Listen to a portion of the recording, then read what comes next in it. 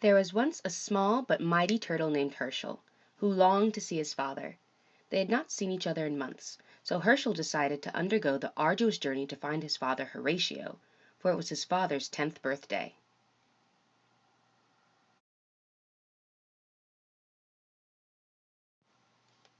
Off he went. He swam for what seemed like weeks. When he became tired, he would let the current gently guide him to his father's home. Horatio was always such a good father to Herschel. He was like no other turtle, and Herschel was determined to find him.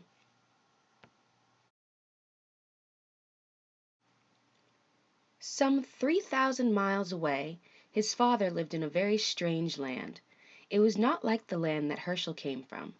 Though there was wild life, the fish and birds seemed ill, and the surrounding water was full of garbage. Nevertheless, Herschel trekked on. As Herschel grew closer to his destination, he met a friendly fellow named Harold drifting in the water. Harold was not like anything Herschel had ever seen. He was white, about a millimeter in height, and looked like 6 rings that used to hold soda cans.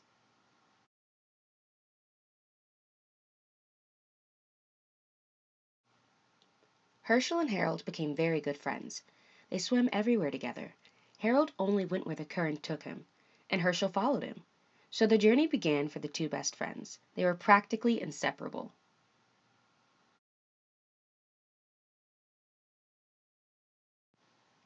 They knew they were close. They smelled the potent smell of Horatio's island, and they knew by the increasing amount of debris in the water that they were nearly there. There was waste that Herschel recognized from his homeland. He called it trash from the humans, but there were no humans on this island. Harold saw his cousins on the outskirts of the island. He introduced Herschel to each one, starting with Harry and ending with Hilma. Harold had a very big family. There were hundreds of his kind strewn all over the island and floating in the water. Some of them even caught rides on wildlife. Herschel finally spotted his father. After Herschel and Horatio greeted each other after such a long time, Herschel told his father that he was hungry. He asked his father what there was to eat, but the response was not what he expected. There was a different kind of menu offered here in the place that Horatio called Trash Island. There was paper offered in multiple flavors, such as pink and blue.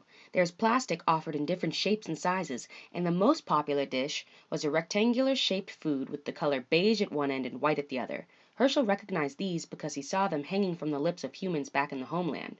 They usually had some type of gray air coming out of the end of them. Once Herschel, Harold, and Horatio finished eating, it was time to say the goodbyes.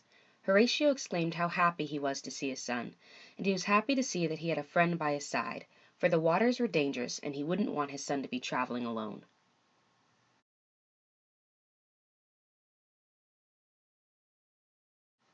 Horatio told Harold that once you've been to Trash Island, you can never be the same.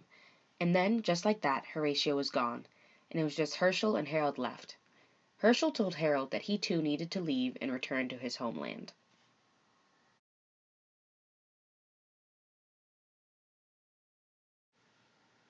Herschel and Harold decided to say their final goodbyes. They had become extremely close over the past few days, but Herschel had to return home, and Harold was to remain with his family on the island. As emotions were running high, the two came together for one last farewell. A hug. Just one innocent hug would change their lives forever. They were trapped. Poor little Herschel would have to live forever with this one tiny mistake. He would never be the same, just as his father had warned him. Over the next few weeks, months, and years, Herschel would try to escape the grip of Harold, but to no avail. And so, as time went on, Herschel grew bigger, but Harold did not. The years had passed, and Herschel felt like he did not fit in with the other turtles. The other turtles made fun of him. So Herschel made the decision to return to Trash Island where his father lived, for he believed that it was the one place where he might fit in.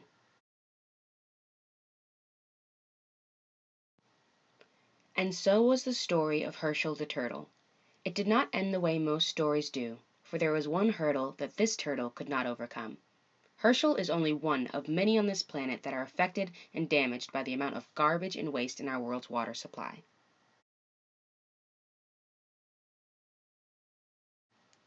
So many turtles and other animals are affected by waste in the oceans.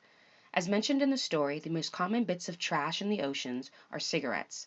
Birds and other animals will consume cigarettes because they cannot find food or because they see them floating on the surface and mistake them for food. Hundreds of thousands of sea turtles, whales, and other marine animals die each year from ocean pollution, ingestion, or entanglement of marine debris. More than 1 million seabirds die from the polluted water each year. As human consumption goes up, so does the death rate of marine animals due to poor methods of waste disposal. Trash Island is not just a made up land. It is a very real, very large area that is approximately the size of Texas, with debris extending 20 feet down into the water. It's estimated that this plastic island contains 3.5 million tons of trash and could double in size in the next 5 years.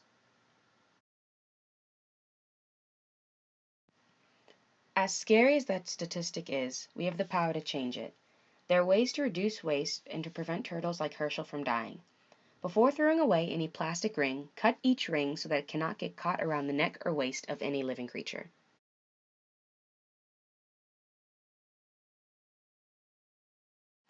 Recycle anything you can. Cut all soda rings. Reduce plastic bottle consumption by using a reusable bottle. Don't use plastic bags, but use recyclable ones. Do not litter on the beach, and most of all, pick up any trash you see, whether it's yours or not, and dispose of it properly.